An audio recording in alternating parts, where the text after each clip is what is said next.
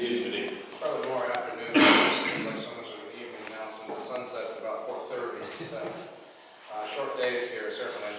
And hopefully we'll get into any more of the fall and winter weather here soon. I wanted to start off with some statistics that were produced or came by our office here. First of all, traffic collisions reported in the Agua Dulce area. There was 27 for the month of October. Of those 27, only 10 of them were reported to be injury. The majority of those traffic collisions that were injuries were minor for the most part, complaints of pain, abrasions, contusions, minor stuff, with the exception of one collision. And I'll go over that one in summary just a little bit after I complete this report here, and maybe the community can help us out here with that one. Of those 27, 2 were reported a primary collision factor of DUI offense. One of them was injurious, the other one was not. The injuries were minor, and the one that was. Then going on to arrests, we had a total of 10 arrests for October that were DUI related. We had one other misdemeanor report or arrest for driving with a suspended license and display of unlawful registration on the vehicle. There was one significant felony arrest, which was back on the 28th of October at 11:22 in the morning. One of our officers was conducting speed enforcement on the 14 southbound, just south of Agua Dulce, when he observed a high-speed vehicle, it was a black Chevrolet Camaro. He was able to use LiDAR to get a speed reading off it. It was 94 miles per hour. After completing the stop, he was looking for registration from the parties of the vehicle as a male and female. Male admitted the vehicle was rented, and the officer insisted that there should be registration information in the vehicle nonetheless. So he insisted that he look for it in the glove compartment. Well, the male and female reached the glove compartment and kind of held it only partly open. And he said, no, it isn't. There's no registration there. Officer got a little suspicious, says, all right, both of you guys step away from the glove box. Female just, open it up and drop open. There was a loaded semi-automatic firearm on there, which, after investigating a little further, turned out it was stolen. So stolen firearm, loaded, had around in the chamber, subsequently arrested both of the parties, and it turns out this gentleman has a history of burglaries and forgery and stuff like that, so kind of nice. And it's a simple speed stop, and ends up bagging one pretty bad guy, so that's usually how it happens for us. Good results out of just simple traffic enforcement. In terms of citations, the only thing I have is a summary for September. We're delayed a month, so in September we had 57 total DUIs, and this is for the area as a whole. This is not just Agua Dulce, so these are just statistics put out for the area. So 57 DUIs for the area, 2,221 speed-related citations, 57 seat belts, 10 child restraint violations, and 51 cell phone violations, and other miscellaneous minor violations. Now, in regards to that traffic collision that I brought up earlier, was a major injury traffic collision, which unfortunately was a hit and run as well. This occurred back on the 23rd of October at about 3:45 in the afternoon, and it was a motorcyclist traveling. He was traveling northbound on Soledad Canyon. Consider northbound or eastbound. Soledad Canyon, a vehicle, and as far as we have as a description from a witness, is a dark-colored sedan vehicle, unknown make, unknown model. It's just a dark-colored four-door sedan. Makes on the approach traveling southbound on Soledad. Let me see if I can get this right. No, actually, that was traveling northbound. Motorcycle was traveling southbound. Vehicle makes a left-hand turn going onto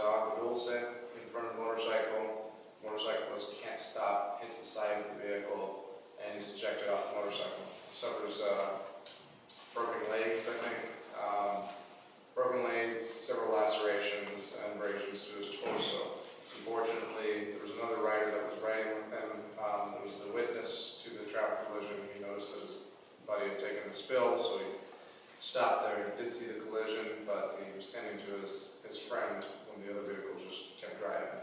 So the vehicle traveled, as far as we know, north on Agua Dulce, Canyon Road from the scene of the collision. So if for some reason anybody sees a vehicle that kind of matches that description and has that damage, and it'll be on the right side of the vehicle, right side front doors is what it sounds like, with an indentation that maybe appears as though it has that damage, please let us know about that. There is, at this point, no other follow-up because or no other witnesses to this. So if you guys happen to see or hear or know anything about that, coming back into the community over here, I don't know if it would be a community member or someone nearby or somebody who knows something, but just let us know about that if you can. The only other thing I wanted to bring up this time around is obviously we had the elections just the other day, which in those elections there was a proposition that was passed, Proposition 47, and maybe Scott will be able to elaborate on this a little bit more, but we basically were briefed by the district attorney's office on some of the changes that were going to take place, and obviously it affects law enforcement in this case. Those changes were to a lot of what used to be felony statutes that have now been transitioned over to misdemeanor statutes. A lot of them were drug-related offenses. A lot of them were forgery, theft, checks, and even shoplifting, as a matter of fact. A lot of what used to be a felony level now has been dropped down to misdemeanor level. So if it interests you, certainly read about Proposition 47 quite a bit more. It's very specific as to what sections have taken those changes or what sections have been amended, what statutes have been amended. So that might change a little bit as to how we, how we conduct a lot of our arrests now, and a lot of drug offenses, unfortunately, for first-time or non-violent offenders are just going to turn out to be misdemeanors, and so these people will be back in the streets as soon as you know it. So just be mindful of that. This is what we have to work with, and there's not much we can do about that. So that was all I have for you here. If there are any questions, go ahead, Steve. Yes, we had something posting feedback on the movies, and I spoke briefly with Frank and regrets at this photo, honestly. Would you inform the council of what you and I talked about?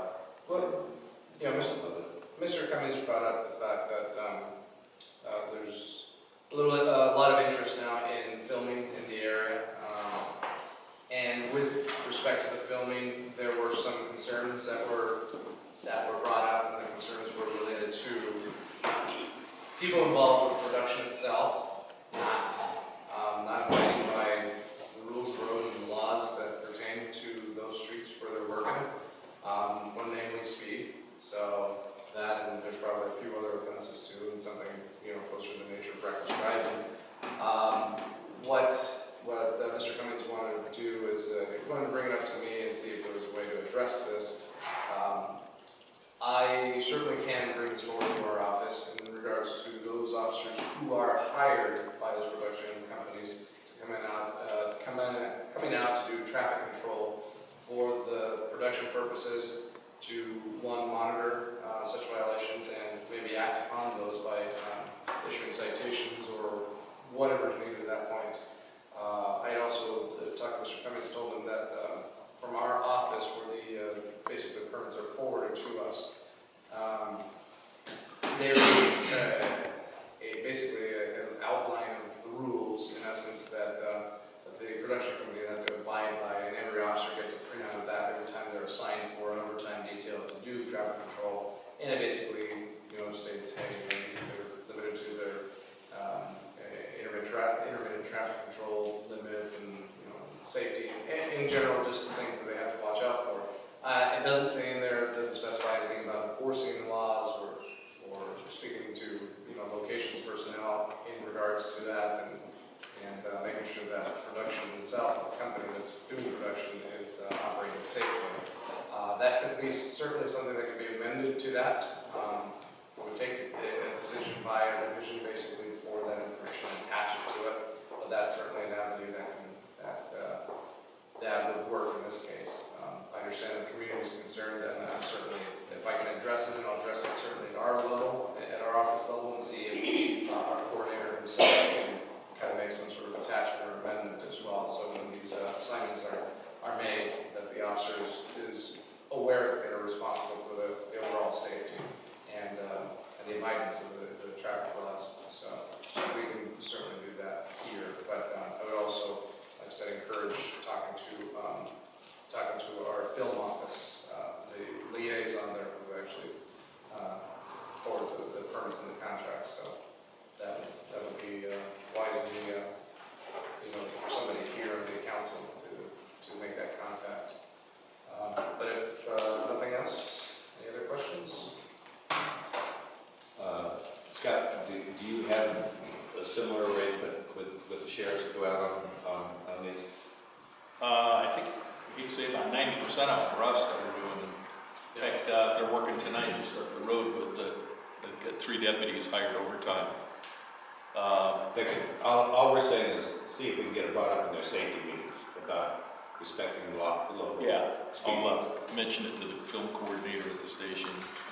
If we can do that, and they covered it in their safety meetings, and if they're not abiding by it, then we can take further measures. But that seems to be the only real negative concern of the community as far as, or the biggest concern, negative concern of the community as far as movie production being in this area. And that is not inclusive of where they have closed off roads and they're doing, this is by permit, and they're doing 90 miles an hour or whatever. That's closed off road, that does not, that's covered in the permit, so that doesn't affect us.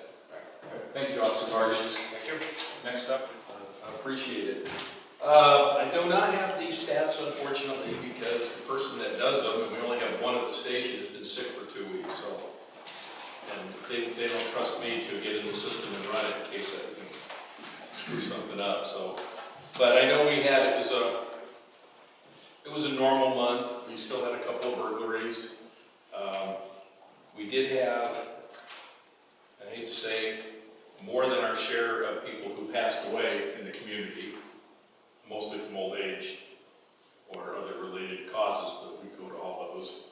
And we did have our search and rescue team deployed twice out to Soledad Canyon for missing people. One was an Alzheimer's patient, and the other was a child who got separated and ended up in the Santa Clara riverbed. And we found them both before the helicopters could even get out and do a flyover, so that was a good thing. And then, I don't know if you had, there was another traffic accident involving a golf cart. So this on one Anthony Road and Sierra right here. I Got a didn't whole see bunch of that. fence. Yeah, I didn't see that. Yeah. Oh, that was a golf cart that did all that? Well, a damage? truck versus a golf cart, or Oh. a golf cart versus a truck. And Is it it- took a tree out too, I understand. Yeah, because people were calling me and I wasn't on that day. I had to go back the next day and go to fire and talk to some of the CHP guys. Which brings up, I understand we've had, despite my warnings, a couple of residents have now been cited for riding their electric vehicles and their gators in town after I said, I don't know how many times. And I think last month you said the same Brought it up. thing. I overlooked it on the day of the parade, but fair warning. Right, because there are specific rules on what vehicles of husbandry can do, and that doesn't include riding from your house up Agua Dulce to the hardware store or the market to buy food and go home, because that's not being involved in farm use, so it's happening. So, If I may, the actual definition for the implements of husbandry is in Vehicle Code Section 36,360,000, and it states specifically there it's only when you're in operations for agriculture, not to, can't be running to the store, picking up some nails or anything like that. It just doesn't work. yeah, sorry. I gotta stop, Mary. That's it. No more drag racing in the game. That's souped up golfer, you know. Jim Jennings is very upset. Yes, I know, he cornered me. Yeah, he cornered me as well. My ear still hurts. It's okay. The other thing is I'll bring up, since it is getting darker now, please be aware of road conditions and in fact, coming through here earlier today, apparently a 6x6 block fell off a vehicle on the freeway and I was coming up and the guy just plowed right into it and it went across the road that way. I pulled over and he goes, he thought he could get it under his little foreign car. It doesn't work. When it's bouncing and it's in the air and you hit it, it's going to do some damage. So, but you might see some of that at night. It's harder to see. The other thing I'll bring up, which I bring up every year, is when you're on the road and you're running your bright lights, the vehicle code says you must dim them 500 feet before an approaching vehicle or 300 feet behind the vehicle. It's really hard when someone comes all the way up on your bumper, especially when you're in black and white. They got their brights on, and they don't want to dim them. I don't know what the brights are going to help you see, but the back end of an Expedition that says sheriff. I'm just warning you, you can. Yeah, and sometimes it's hard because some of these trucks are using aftermarket lights, and I've talked to people who have them. They go, well, they sell them at Pep Boys. Well, read the back of the label. It says not for highway use. It means you can't put them in. You can only have what is factory equipped on the car. So I'm just sending the warning out ahead because it is darker and people are turning their lights on. And they can affect somebody else's vision coming the other way. So we want to reduce accidents. Anybody have any questions? You might laugh, but this is not allowed. My husband cut a couple of guys cutting our oak trees down. You should have called. Well, I told them that, and then he said, why'd you call? He says, well, they were nice guys, and there's nobody nice. If they're going to a property, cut oak trees, they're not nice. Yeah, they're stealing. They're stealing, and He says, well, it's just oak trees. I said, I don't care. I think oak trees are protected. And they are. Yes, But you they don't can't cut them without. They were taking them for filming, is what they told them. For filming. Filming. Yeah, but it doesn't matter. I mean, It doesn't matter, it's better. can't, yeah, I exactly. mean, they just went right into the front and said, If there's a question with that, always call, and we'll always come out and see what we can do. All right? There's, There was a lady that was going to come here tonight, and I told her I would talk with you, and I was going to forward to Jeffrey Ackman. She's got some motorcycle problems going on around Anthony, so I was going to, so I'll just call Jeff. And Yeah, Jeff and I were out 3 times last week on Shady Lane, Brady, Anthony, chasing down motorcyclists. And a lot of these guys, I got a plate of one, they're from West Covina. They're not even from here. Why? Because a lot of motorcycle shops are telling them come out to Acton area, Agua Dulce area to ride because it's open. And I've called a couple of shops on my own, like Colby and Reseda and Simi Yamaha and a few others that I know. Go, hey, you gotta stop telling the people to do this because if they get a ticket, they're gonna regret it. And I'll just add with that because I know it's traffic and I do crime, he does traffic, but one of the motorcyclists, we had one stopped who had a beautifully powder-coated bike, who gave attitude to one of our motor sergeants who was out there, and you don't give her a hard time because she's been doing it longer than probably I've been around, and I've been around a while. But he was arguing, and she went up, looked at his bike, and said, "Where's the VIN?" "Oh, well, I've powder-coated it over. It's 11 coats of powder coat." Guess what? His bike went bye-bye because it has to go to our major crimes to have that scraped off to verify that it's the right VIN. So be careful what you say because, not that and be careful what you do because this person didn't care. He knew that the law said you have to have a VIN, but didn't care. It's like, well, we're going to verify. And he wasn't carrying any registration of the vehicle, had no sticker on it, and he wanted to argue that I was only crossing Sierra Highway through the businesses to get back home. which was 6 miles the other way. So he wasn't too happy with the tickets. If you sure? Yes, sir. Back along the lines of what Rosie was saying, what I've seen a few times happen, especially on Sierra Highway, like Anthony and Johnson and all that, but along Sierra Highway, is that people will go and like cut down these oak bushes, the scrub oaks, Right. or the cherry oaks, and also the junipers when they're actually they have their big seeds on them, right? Right. So they do it around Christmas time and along the entire year, you know, for the flower industry, you know. So it's kind of like I've seen it, I've called them, and they've come out, but they can talk to, you know, when I've called back and asked about it, they've said things like, you know, well, they just said they're taking some to kind of fill into a mine or something, just like weird answers, but they're actually stealing, that's what's happening, you know. It's important to know that. I'll write another watch briefing. I do these for the guys who come out, and I write to them, hey, by the way, out in county areas, Yeah. here's the code, because we did catch somebody, who was a gardener from North Hollywood, who they wanted some of those junipers, really, he was out in front of the grammar school, cutting juniper trees and stacking up his vehicle. Yeah. He did get a citation for that. And they're very expensive, like for a flower industry, you know, I mean, it's thousands of dollars if they get like one trailer load. So, you know, it just depletes our native plants around here because it's the scrub oaks, Right. the cherry oaks, right? And also the junipers. These are native plants they go after. I mean, Yeah. it's not like they're going after pepper trees or, you know, putting down like They had a cotton trailer, trees. they had a trailer, and they were coming out of the field with this big, I've seen it so many and one times. day somebody said, what do you want us to do? We can give it back to you. That's what they told me. I said, right in the middle of the road. Right. What am I gonna do with that in the middle of the road?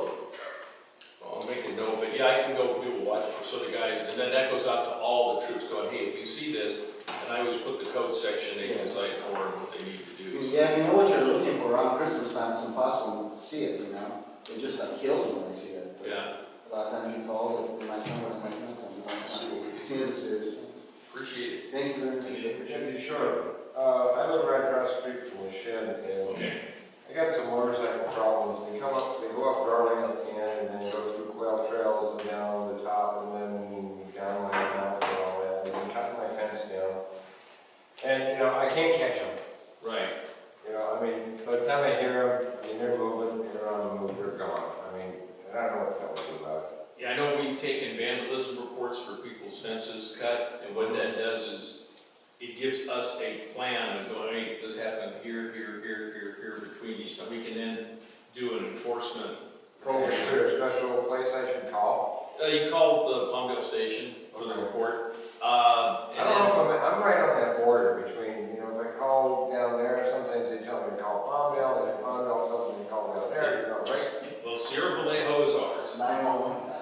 Well, Well, I'm 911, right, okay. the problem is, Half of my property is on Sierra Vallejo, okay, and the other half is below Okay, I think, well, that who's he gonna get quickest response from? Yeah. that depends, because we've had it where if you call 911, it's rigged to Santa Clarita, and they go, oh, not ours, I'll forward it to Palmdale.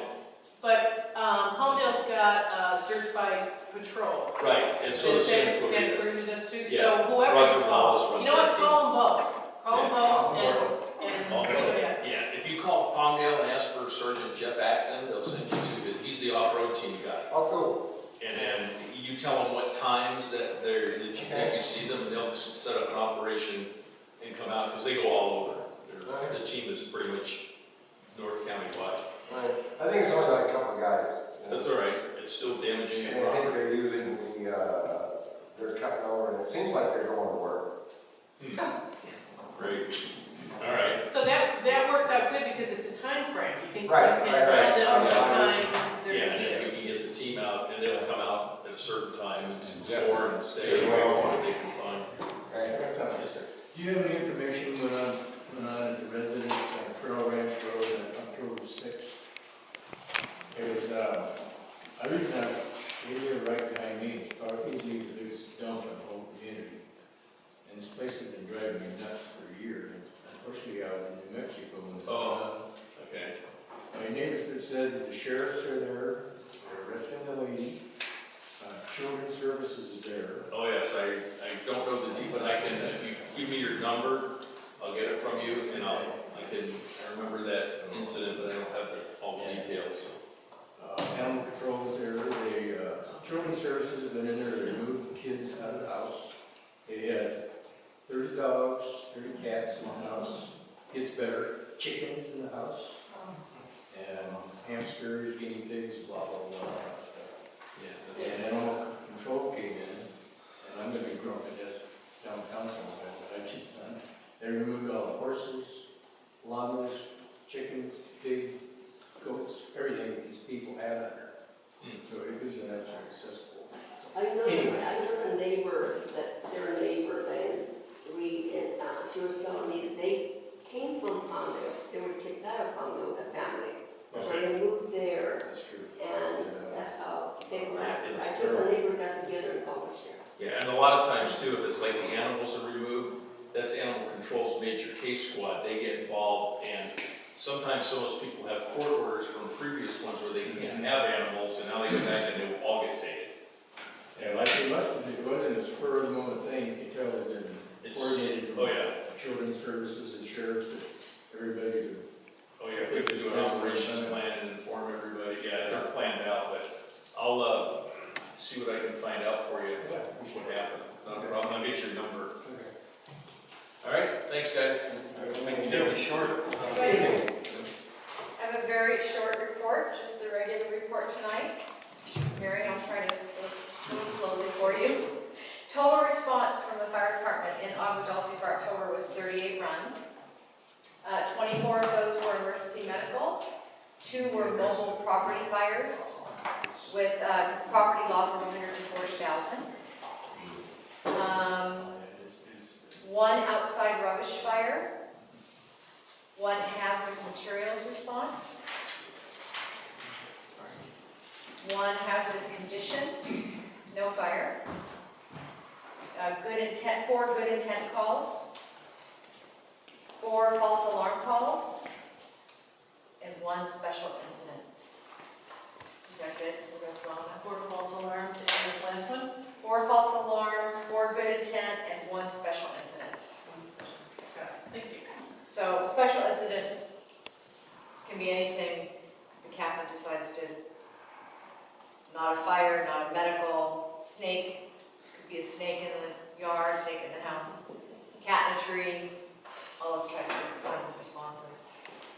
That's all I have. It's a very short night for me tonight. We're still obviously got a couple of our Santa Ana wins behind us and probably 6 to 8 more to go before we see the end of them. Each at 3 or 4 days, a piece. They last 3 or 4 days in a row. So we're just all going to stay on high alert and continue to hope for the best. Any concerns, questions, issues, challenges for the fire department? Where was the description fire at? 2 mobile property fires. Yeah, I can look those up for you, but they weren't structured, they were mobile.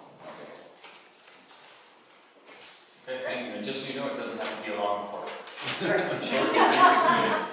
Ooh, but I told you it was okay. Yes. I actually gave Parks and Recreation all of your email addresses for the new website that they put up about the trails. Did any of you get it? I did. You did, good. Wait, I need my glasses. Yeah, it was a presentation at the board, and we wanted for you to have the information, but it's a part that it was presented that week. It's trails.lacounty.gov, and it's part of Supervisor Antonovich's funds for the 5th District Trails. The Department of Parks and Recs has this new county trails website. Provides hikers, bikers, horseback riders, anybody who's out there using those trails with information on the county's 367 miles of trail. It includes live weather conditions, the difficulty of the hike or the terrain and the slopes that you're looking to utilize. It gives available trail connections, it gives parking options, it gives trailheads. I really encourage you to get on it. It gives a wealth of information, and it's really the future of how people can get information on the trail. And where can we find it again? www.trails.lacounty.gov. that website went live last week. Wow. Yeah, so I know, it really is, and it's done very well, so I encourage you to check it out. Thank you. Any questions, concerns, comments? Thank you. Our regularly scheduled programs, our baby story time did change from Thursdays to Mondays, and it also moved up to a later time. So baby story time Mondays at 11:30, toddler and preschool story time still on Tuesdays and Wednesdays at 10:30. And then we had the Acton Lions Club sponsored a diabetes awareness event on Wednesday, November 5th. The month of November is National Diabetes Awareness Month. Tonight we had a presentation on Medicare for 2015. Tomorrow night is Toastmasters. Friday night is the Writers Group. And then Saturday we're having a senior resource expo from 10 a.m. to 1 p.m. There's going to be representatives of various service providers like assisted living, hospice care, insurance, healthcare, and travel. And then right after that, the Acton Historical Society will be meeting at 2:30.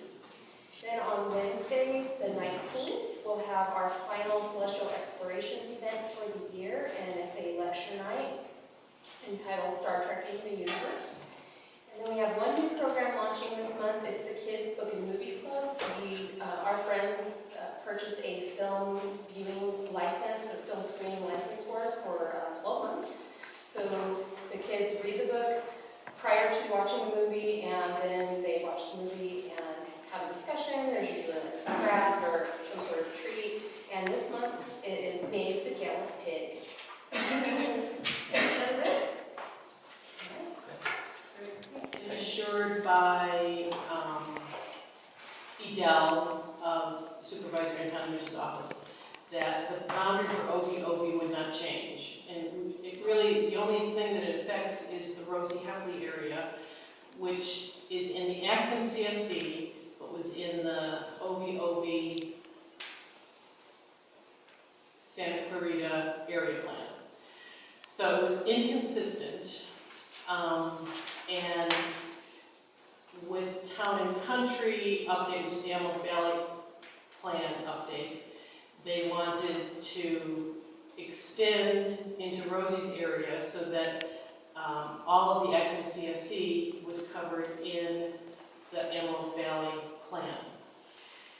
We had really fought that because we kind of felt that if we could hold on to OVOV, we had a little bit more leverage when it came time to get those people out of the Acton CSD into the Agua Dulce CSD, that they're already in the Santa Clarita Valley Plan. That's not going to happen. So the boundaries was changed. It was actually approved today. The plan was approved today. But Don, Henry, myself, and Scott met with Edel and two of the planners from regional planning. And we told them what our concerns were and the reason why we were really against letting that change go through. They agreed and gave us a little bit of guidance as to how they felt we should go about getting you back where you feel you belong. So, in 2015, what we are going to propose to do is to survey all the people in that area. Send out a survey, get the survey results back. And what we're going to ask them is, do you want to be in the Agua Dulce CSD, do you want to be in the Acton CSD, or you don't care? Depending upon what the responses are, then we will take those surveys to the Acton Town Council and say, here's what the community is really looking at.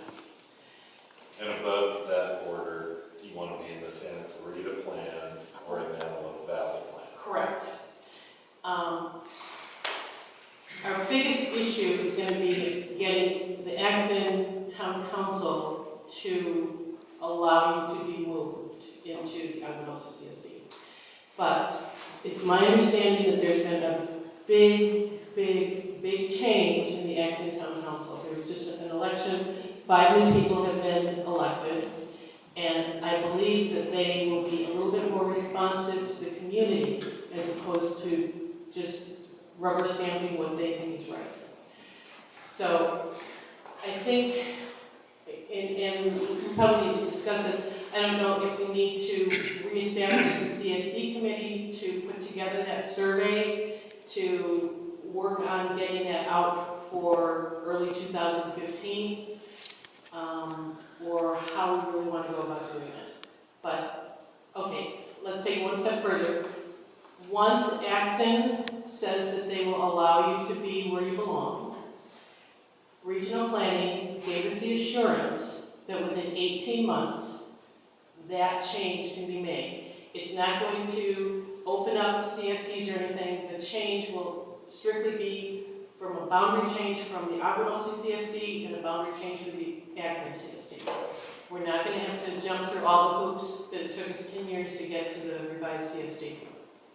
So, And let the Santa Clarita Valley border remain where it currently is. yes. Yes. So, Which shows many inconsistencies already. correct. And the only reason why we really was able to push this, because all regional planning kept saying was, we've got to be consistent, we've got to be consistent. And I said, well, what about Lillian's area up here that's not consistent? Because your area is actually in the Antelope Valley plan, but you're in the Agua Dulce CSD. That's pure and betrayal. I know. Just pure betrayal. No, We'll use the word inconsistency.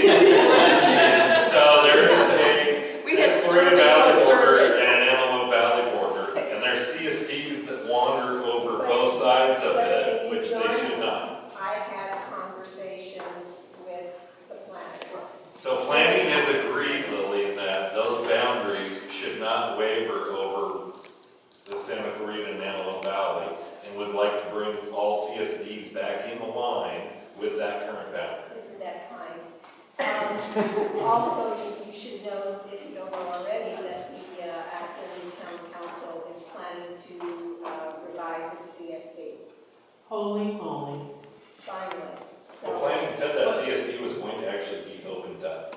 Correct. And that's good, because I think because they accepted that, they'll be more open to boundary change. But we want the change to go through separate and apart from their revision. Because the way, right now the way regional planning is working is you've got to get in line to get your CSD approved, and there's a bunch of people in line in front of them. So it'll be years before they get that done. We want to get ours done. We will get this boundary change within 2 years. I am assured. I'm just flabbergasted by the... Lillian has been 15 years and 15,000 surveys. We've been through this so many times, and they assured this and they assured that, and then last minute they do just what they please without total disregard for what people expect or want or what's been promised. And Well, they admit that they have an issue because the area will remain OV and Antelope Valley, and they don't want it as both because it creates a regional planning issue. Yeah. So I know Rosalind will give us her support to make sure that this gets taken care of. And I know Barry will hold their feet to the fire. And that's what I was trying, yeah, exactly, and I was trying to do that with Dell, but he caved. Because regional planning was just bulldozing it. But he did assure us that Supervisor Antonovich wants to make sure that we get what we want. And, Well, we're going to be supervisor in 2 years. that's true, but we want to get this, that's why we want to get this done before, exactly, in 18 months. Have a nomination. And it's not what we want, it's what the community wants. Exactly. So, but I really think, and we need to let the Acton Town Council settle in for a little while, but maybe in March, April, when we've got the survey results, to go to them and to say, here's what your people want. You know, Mary, like I told you before, nothing upsets me. I can just with anything. I cannot put up with the acting council anymore. You know, survey upon survey. Why did you put us there? Well, we wanted to do it that way. You know, they do not know how to communicate with people. They don't think we're humans. Rosie, it's I'm sorry. entirely different council now. I'm sorry, guys. I can't put up with you guys. I can't put up with anything. Very lovely. Even people cutting up trees I now. got the gavel first. It's a different attitude. Yeah. Okay, moving on, the election committee. We had an election and the results were 99,000.